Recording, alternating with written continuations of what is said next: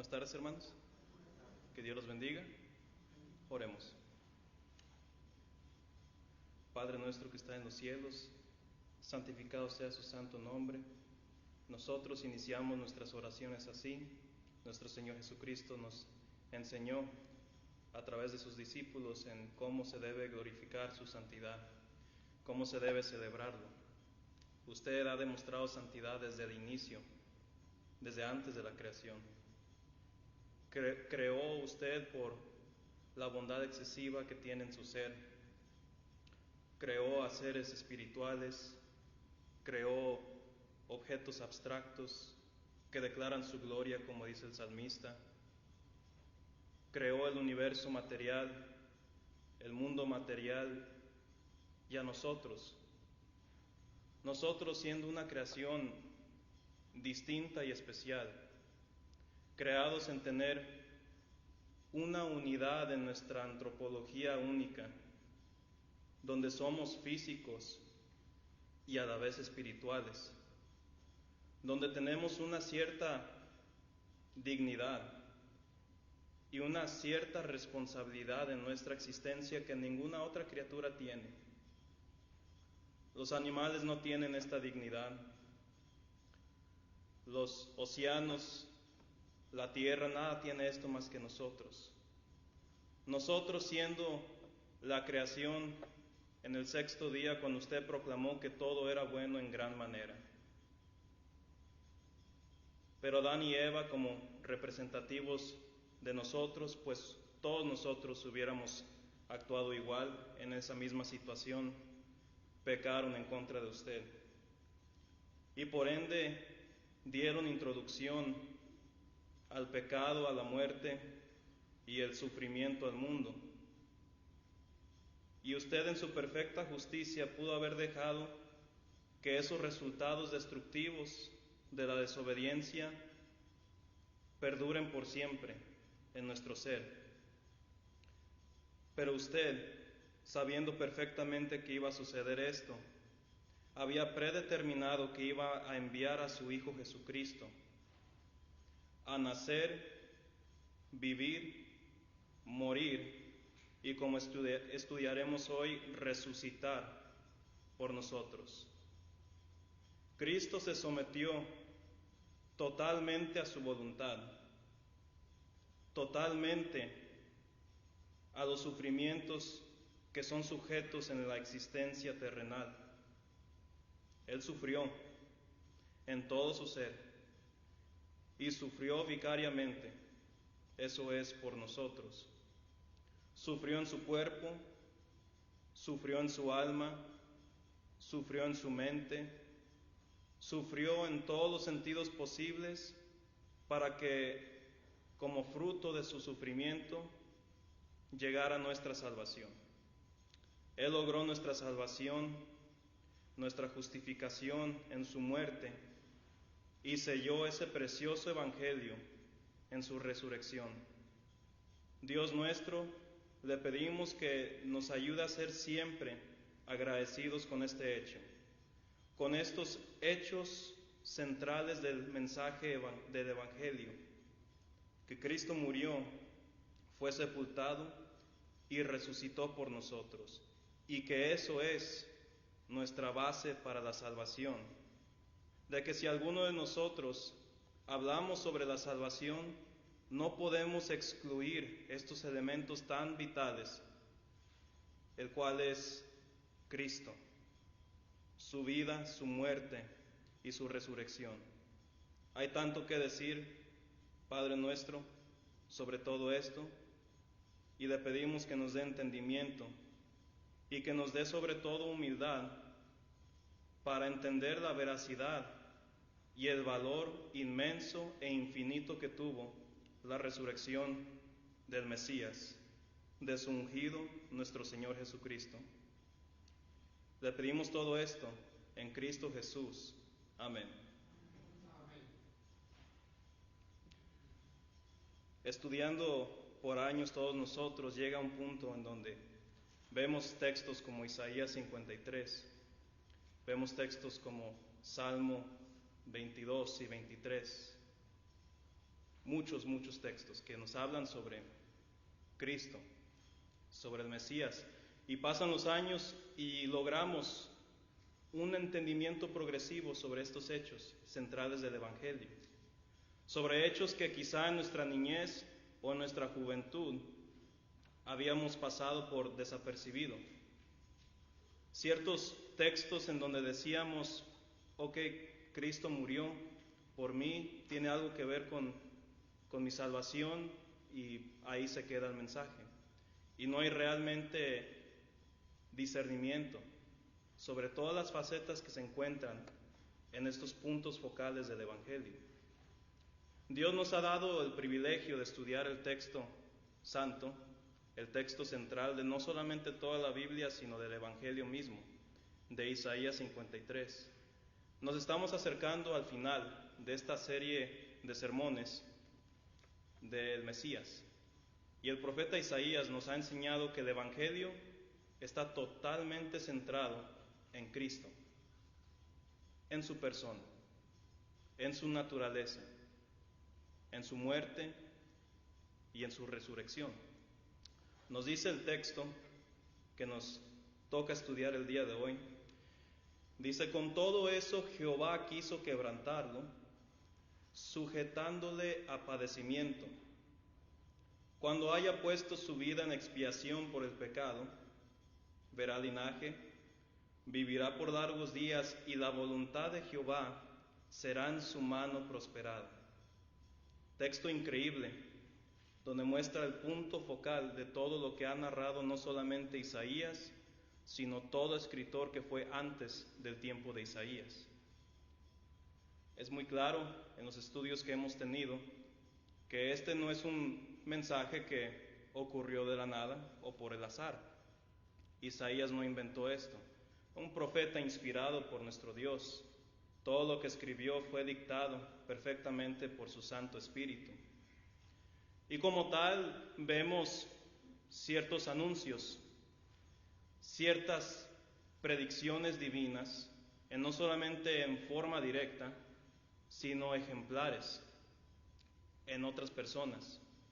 Vemos en cómo el poder de Dios se manifiesta en la humildad y en la debilidad de una persona, para luego exaltarlo y engrandecerlo.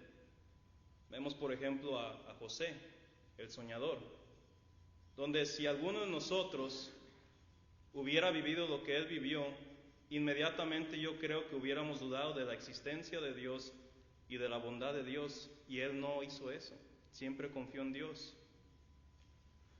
Era odiado por sus hermanos, lo vendieron a esclavitud, pasó por ciertas situaciones bien desafortunadas, pasó por humillación y sufrimiento, para luego ser exaltado por Egipto y llegar a ser ascendido a una posición de gran poder. Y Dios lo utilizó como un instrumento para salvación para todos que rodeaban Egipto. Vemos ahí una clara predicción de nuestro Señor Jesucristo, quien pasó por humillación y sufrimiento para luego ser exaltado. Vemos ejemplos como la misma nación de Israel, de ser esclavos, de ser sometidos a ser ladrillo o cualquier otra cosa que era bajo la abolición del faraón, a luego ser libertados de esa esclavitud y ser exaltados por el mismo Dios a ser una nación santa y de sacerdocio. Una vez más vemos el patrón de sufrimiento a glorificación. Y por supuesto está el ejemplo del profeta David, donde Dios lo ungió porque el rey Saúl había errado el blanco, como es una descripción del pecado, en ser rey de Israel, y por lo tanto Dios ungió a través del profeta Samuel a David para ser el verdadero rey de Israel.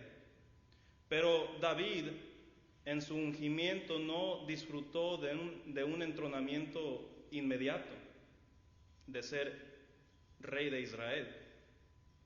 Pasó por sufrimiento, pasó por persecución, por hambre, por falta de descanso porque tenía que estar de un lado al otro para que Saúl no lo capturara y lo matara. Pasó por todo eso para que al final, una vez más, de su fruto, de su aflicción, llegara a ser enaltecido por nuestro Dios. Otra predicción, otra ilustración de lo que Cristo iba a hacer.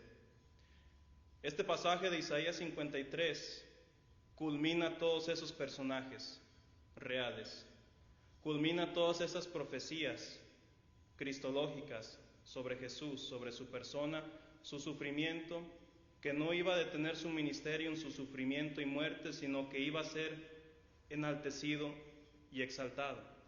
Pero ¿cómo, queridos hermanos, iba a ser Jesucristo enaltecido y exaltado si iba a sufrir y morir por los pecadores?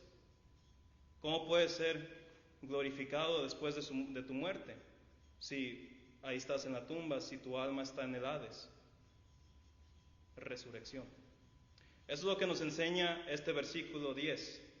Culmina todos los asuntos del Antiguo Testamento que nos habla sobre Cristo.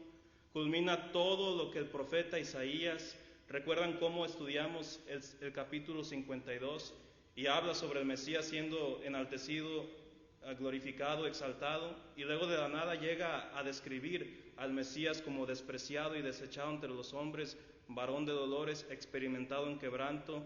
Todos se hacían a un lado de él, lo trataban como si era un leproso, lo trataban como si era alguien que no tenía nada que ver con Israel. Y luego de repente, al dar detalles progresivos sobre el sufrimiento injusto del Mesías, luego llegamos a este punto. Primero, lo que nos demuestra el versículo que estamos estudiando, demuestra la determinación de nuestro Padre Dios en permitir este sufrimiento y muerte del Mesías. Esto es lo que vemos cuando dice: con todo eso Jehová quiso quebrantarlo. ¿Le dolió a Dios la muerte de su Hijo unigénito? Por supuesto. Uno solo tiene que leer el relato de la crucifixión de Jesús y ver los eventos que se llevaron a cabo en ese entonces. Pero aún así, nos dice el texto que Jehová quiso quebrantarlo, no porque Él disfruta hacer al justo o al inocente sufrir, sino por su omnisciencia y porque Él sabía el resultado de ese sufrimiento y muerte de Cristo Jesús. 2. El versículo demuestra que el Mesías iba a morir y que su muerte tendría el propósito exclusivo de proveer la expiación de pecados a esos pecadores que constituían Israel y nosotros. Eso es cuando dice: cuando haya puesto su vida en expiación por el pecado. 3. Demuestra que después de su muerte, el Mesías iba a resucitar de entre los muertos.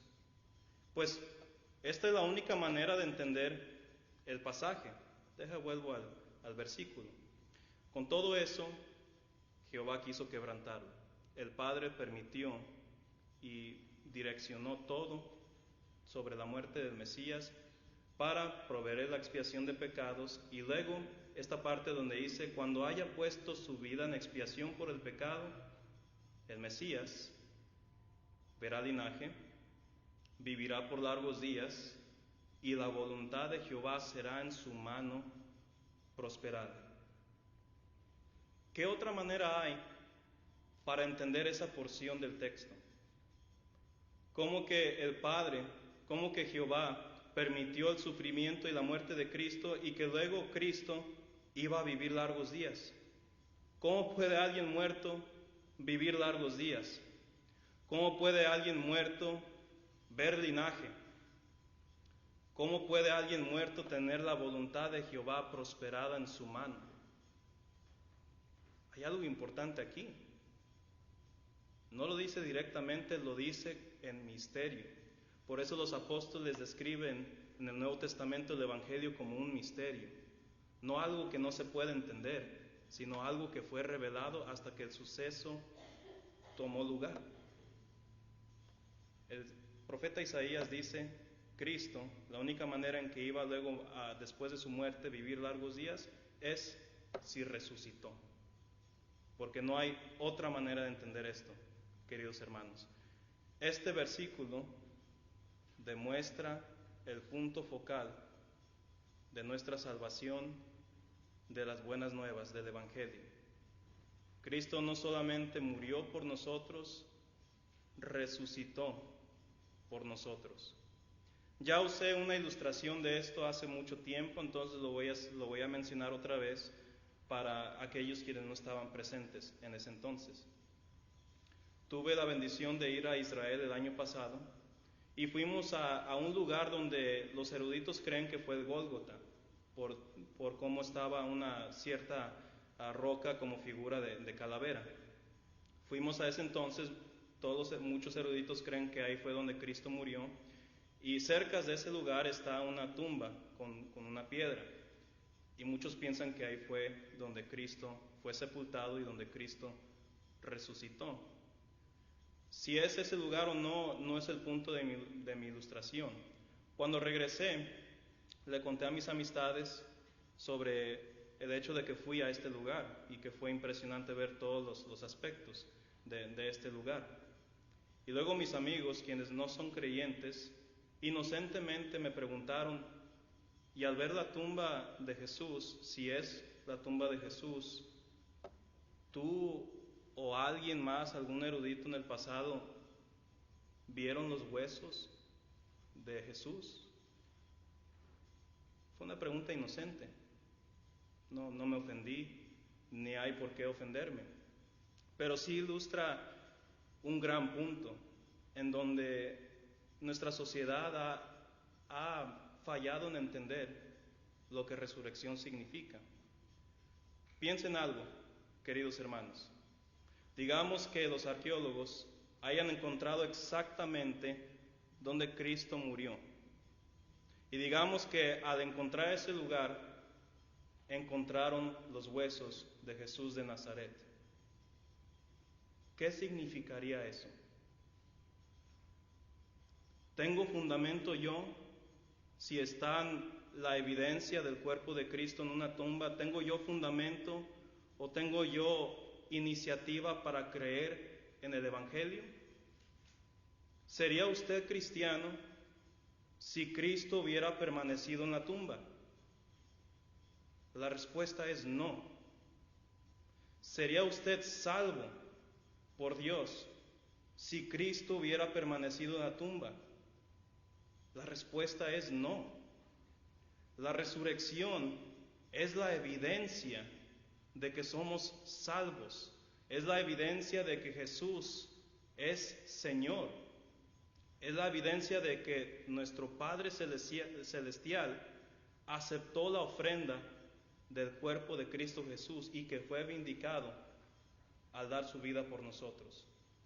Ninguno de nosotros tendríamos conocimiento de Dios, tendríamos esperanza de resurrección, tendríamos paz en nuestras vidas si Cristo hubiera permanecido en la tumba. Entonces, es importante estudiar la resurrección de Cristo, y es precisamente lo que haremos en esta tarde. Y lo más probable es que este estudio se divida en dos.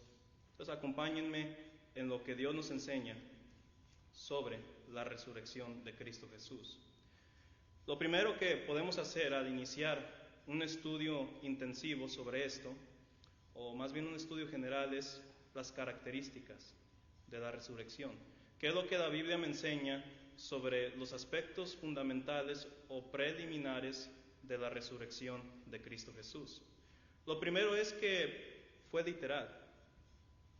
Cuando la Biblia habla sobre este milagro, porque así lo podemos describir como algo no natural que sucedió en Cristo Jesús, porque pues todos sabemos que la gente no resucita de la nada. Nadie te va a decir que la gente resucita, se resucita de entre las tumbas. Este fue un suceso literal y milagroso. Ningún escritor del Antiguo o del Nuevo Testamento te va a hablar sobre la resurrección del Mesías como algo poético, Nadie te va a decir eso, y aunque alguien te diga eso, ¿dónde está su base en hacerlo? Sería una falacia decir que Pedro o que Pablo se refirieron a la resurrección de Cristo en una manera simbólica, o en una manera metafórica o ilustrativa o algo así. Fue literal. El profeta Isaías en todo su texto ha hablado sobre el Mesías como alguien personal y se refiere a su muerte como su resurrección como un suceso literal. Cuando hablamos de la resurrección de Cristo, tampoco es sinónimo a la reencarnación. No es lo mismo. La reencarnación consiste en que una persona regrese a la vida, pero en un diferente cuerpo. La reencarnación, según las religiones quienes se suscriben a esta creencia, es regresar a la vida en otro cuerpo con diferentes antecedentes, con diferente personalidad, con diferente historial, todo diferente. No retienes tu identidad. Y eso no es lo que la resurrección significa para lo que nos enseña la Biblia. La resurrección implica una nueva vida y existencia corporal que es adecuada para la vida eterna y la cual retiene uno su identidad corporal. La resurrección no significa que vas a nacer como alguien más, como alguien rico, como alguien pobre, con diferentes antecedentes. Eso no es resurrección, eso es reencarnación. Y Cristo no fue reencarnado en su resurrección. Cristo resucitó literalmente de entre los muertos. Así es como la Biblia te enseña sobre la resurrección de Cristo. Entonces, número uno, fue literal. Esa es la primera característica que tenemos que hablar sobre este milagro. Lo otro es que fue distinto. En la Biblia nos habla sobre ciertos sucesos milagrosos que tenían un propósito exclusivo, en donde tanto profetas como Elías o el mismo Señor Jesucristo resucitaron a personas. Elías resucitó al hijo de una viuda. Eliseo hizo lo mismo después de la muerte de Elías, incluso solo con tocar los huesos de Elías. La Biblia habla sobre ciertos relatos en donde hubo resurrecciones. Cristo resucitó a Lázaro, Cristo resucitó al hijo de una gentil. Hay muchos ejemplos sobre resurrección. Entonces podrá decir usted, entonces si hay muchos ejemplos de resurrección, ¿qué es lo diferente entre esos sucesos a la de Cristo? Bueno, podemos ver en Romanos 6, versículos 9 al 10, que para empezar, la resurrección de Cristo es diferente porque Cristo resucitó para nunca volver a morir. Romanos 6, versículos 9 al 10. Romanos 6, 9 al 10 dice así: sabiendo que Cristo, habiendo resucitado de los muertos, ya no muere. La muerte no se enseñorea más de él, porque en cuanto murió, al pecado murió una vez por todas, mas en cuanto vive, para Dios vive. ¿Qué es la diferencia entre Cristo y los relatos bíblicos de otras personas quienes resucitaron con el poder de Dios? Todas esas personas volvieron a morir, pero Cristo, nuestro Señor Jesucristo, resucitó para nunca volver a morir, para glorificar al Padre, para tener un ministerio eterno de redención para nosotros. Eso es una de muchas razones del por qué podemos decir su resurrección fue distinta. Podemos decir que la resurrección de Cristo es distinta porque fue profetizado. 1 Corintios 15, versículos 3 al 4. 1 Corintios 15, versículos 3 al 4, nos dice de la siguiente manera: porque primeramente os he enseñado lo que asimismo recibí, que Cristo murió por nuestros pecados, conforme a las Escrituras, y que fue sepultado y que resucitó al tercer día, conforme a las Escrituras. Entonces, realmente hay dos razones del por qué la resurrección de Cristo es distinta. Una, fue profetizado por las Sagradas Escrituras de los profetas en el Antiguo Pacto, pero otra era porque tenían propósitos redentivos. La resurrección de Cristo está directamente relacionada con nuestra salvación. La resurrección de Lázaro no era para nuestra salvación o para la salvación de otra persona más que la de él mismo, o la resurrección de del hijo de aquella viuda que mencioné en Primera de Reyes, o de cualquier otra persona en tiempos bíblicos. La resurrección de Cristo tenía propósitos redentivos. Romanos 5:1 lo dice, para nuestra justificación, una declaración forénsica de nuestra salvación. La muerte de Cristo es distinta porque declaró su deidad y declaró su señorío. Romanos 10:9. Romanos capítulo 10, versículo 9.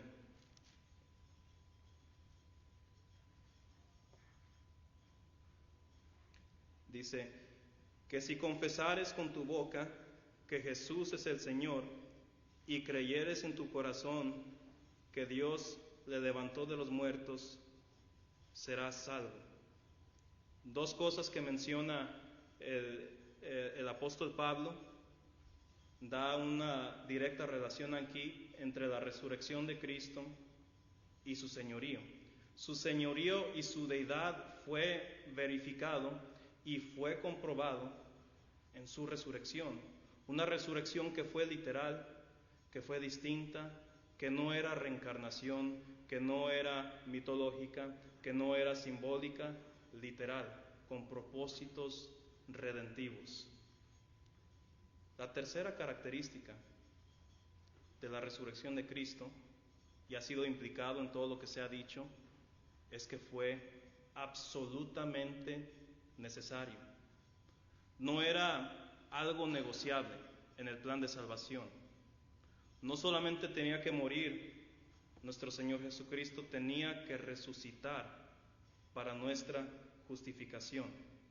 Como vimos en 1 Corintios 15, versículo 4, fue predecido divinamente por los profetas del Antiguo Pacto para el perdón de nuestros pecados. No hay salvación para el pecador si Cristo hubiera permanecido en la tumba. 1 Corintios 15, 14 al 17 nos dice eso. La Biblia habla de este milagro, como dije, como algo innegociable en el plan de salvación.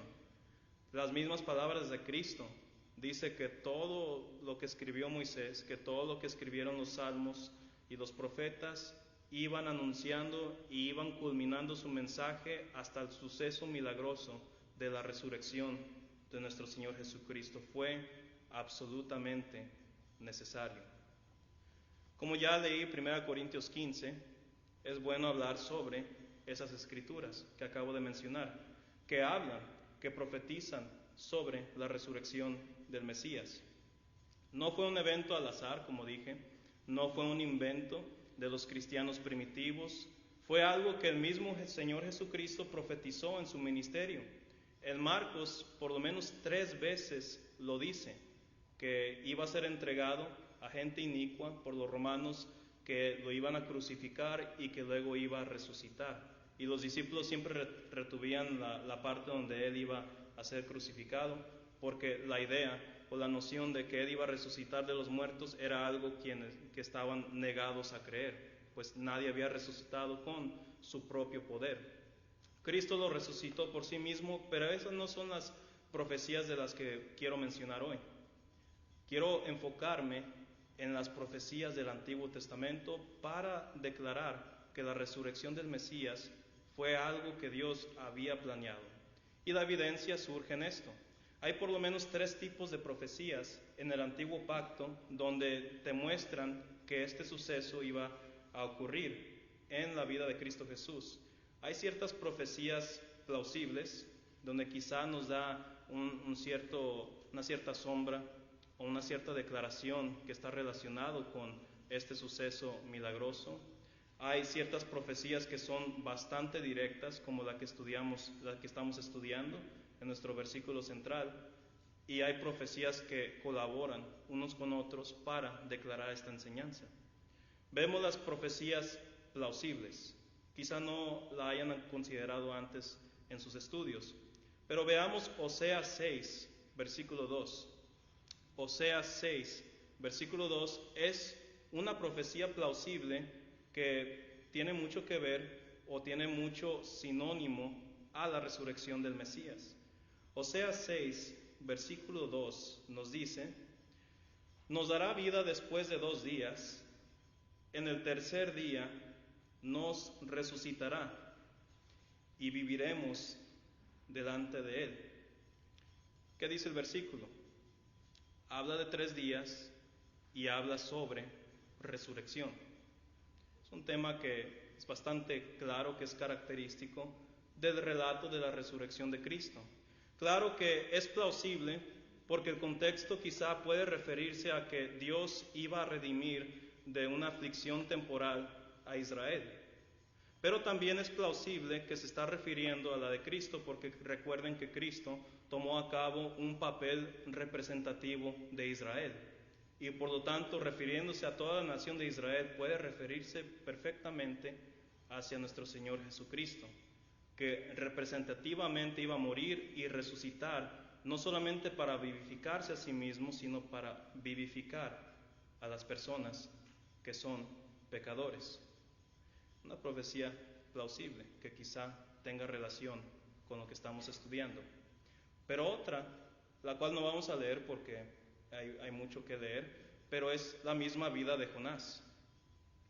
En Jonás, capítulo 1, en su último versículo, demuestra que Jonás había oído un mensaje directo del Dios mismo, que quería que proclamara un mensaje de salvación a una ciudad altamente pagana que había causado gran aflicción a Israel.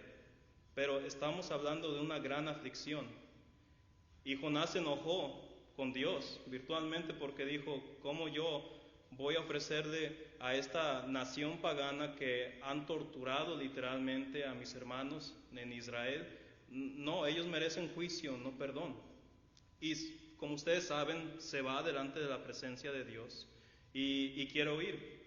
Y sube a un barco con otras personas, pero Dios mandó pues turbulencias, podríamos decirlo así, en el mar, y estaban sujetos a la muerte en ese entonces.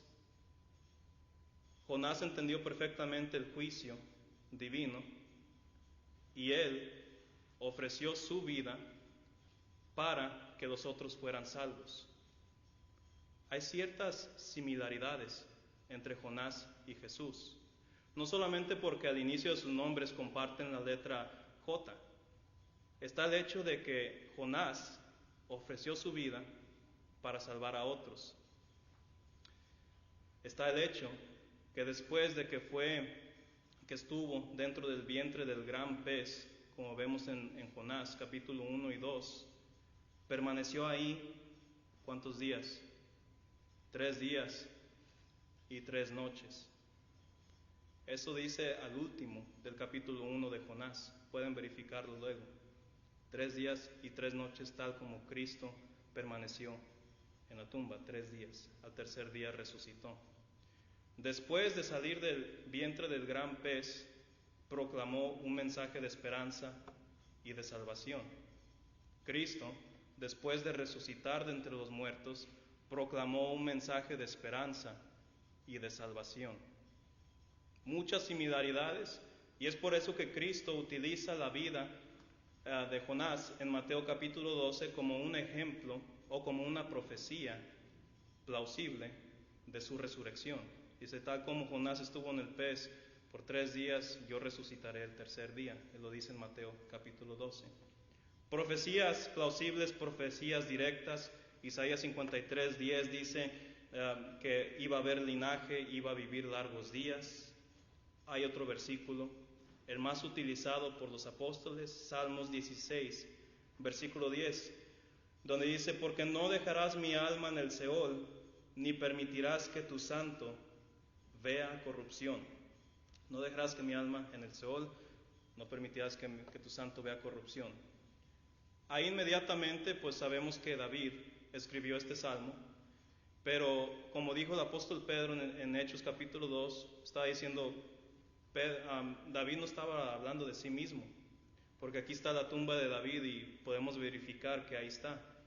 Aquí habla de alguien quien murió, pues su alma fue al Seol o al Hades, según como lo quieras decir en hebreo o en griego, y que después resucitó.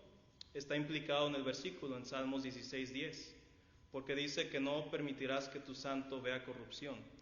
Ya saben, queridos hermanos, que cuando alguien muere, después de ciertos días, el cuerpo de tal difunto empieza a pasar por, como dice la Biblia aquí, corrupción, o por cierta descomposición en su cuerpo físico. Bueno, aquí está diciendo David, está profetizando sobre el Mesías, de que iba a morir, pero que luego iba a resucitar inmediatamente para que no pasara por este proceso natural después de alguien quien murió. O como dice la Biblia, después de 3 días. En el tercer día Cristo resucitó de entre los muertos. Isaías 53:10, Salmos 16:10. Y muchas más profecías, como dije, podemos ver a la vida de José, podemos ver la vida de Israel, de David, de cómo está directamente relacionados los temas de sufrimiento y exaltación, de muerte y glorificación, de muerte y vivificación. Se puede tomar todo el contexto del Antiguo Testamento y mostrar que Cristo resucitó de los muertos. Para concluir esta primera parte de este sermón, porque aunque sea estudio, es un sermón que nos hace pensar en nuestra salvación, acompáñenme por favor a 1 Corintios 15:17, porque esto dejará pendiente algo que es muy importante de entender. El hecho de que no solamente tenemos que creer que Cristo resucitó de los muertos, tenemos también que saber que hay pruebas para determinar que Cristo verdaderamente resucitó de entre los muertos. Dice 1 Corintios 15:17, dice, y si Cristo no resucitó, vuestra fe es vana, aún estáis en vuestros pecados. Si Cristo no resucitó, estamos condenados, no hay esperanza. Si hay evidencia del cuerpo de Cristo en una tumba, si alguien halla sus huesos, ¿qué determina? Pablo mismo lo dijo, que nuestra fe y nuestra esperanza es vana. Será importante examinar perfectamente lo que la Biblia nos dice sobre la resurrección y ver la veracidad de eso. Eso lo dejaremos pendiente para el siguiente estudio. Que Dios los bendiga y que tengamos esta convicción de que yo soy salvo por virtud de la muerte y resurrección de Cristo Jesús. Que Dios los bendiga.